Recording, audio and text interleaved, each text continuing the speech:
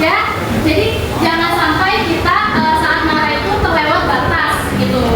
Nah, jadi gimana sih cara kita mengontrol emosinya nih? Ada yang tahu cara kita mengontrol emosinya? Yang pertama itu gimana? Ya, meditasi. Nah, terus ada yang tahu lagi gimana caranya? Ayo ya cowok-cowok nih, gimana caranya?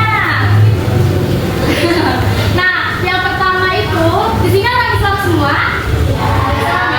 Nah, yang pertama itu kita tentunya membaca ta'awudz, ya. Gimana cara membacanya? A'udzubillahi minasyaitonir rajim. Ada yang tahu artinya? Aku berlindung kepada Allah dari godaan setan yang terkutuk. Nah, jadi kalau misalnya kita marah, itu kalau kita tidak bisa mengontrol, pasti setan itu akan membisikkan kita sesuatu hal yang gak baik ya tentunya. Kayak seperti tadi, ingin berbicara kasar, atau ingin melakukan tindakan-tindakan tidak baik, bahkan melakukan tindakan kriminal seperti tadi ya. Nah itu caranya kita harus membaca ta'awudz ya, atau mungkin bisa juga kalian dengan banyak-banyak istighfar ya. Nah itu salah satu contoh untuk kita mengontrol emosi kita dengan baik. Terus yang kedua apa? Tadi meditasi ya. Meditasi gimana caranya? Kita tarik nafas selama 10 detik lalu hembuskan. Nah lakukan itu selama 3 kali berturut-turut. Itu bisa memberikan respon ke tubuh kita itu dengan baik. Jadi yang tadinya jantung kita berdegup kencang atau tangan kita gemetaran, nah itu tuh karena si meditasi itu akan memberikan respon kita respon ke tubuh kita itu dengan baik. Jadi jantung kita mulai berdegup kembali normal dan tangan kita pun itu kembali normal, ya kan?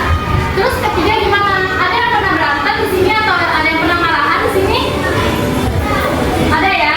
Tentunya ada pasti. Nah itu kalau misalnya kita berantem lebih dari 3 hari menurut Islam gimana?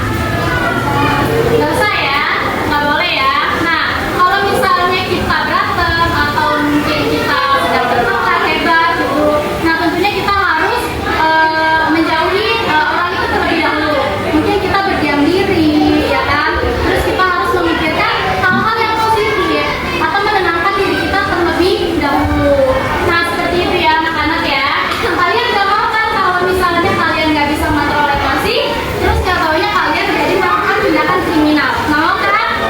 Ya tentunya tak ada yang mau ya.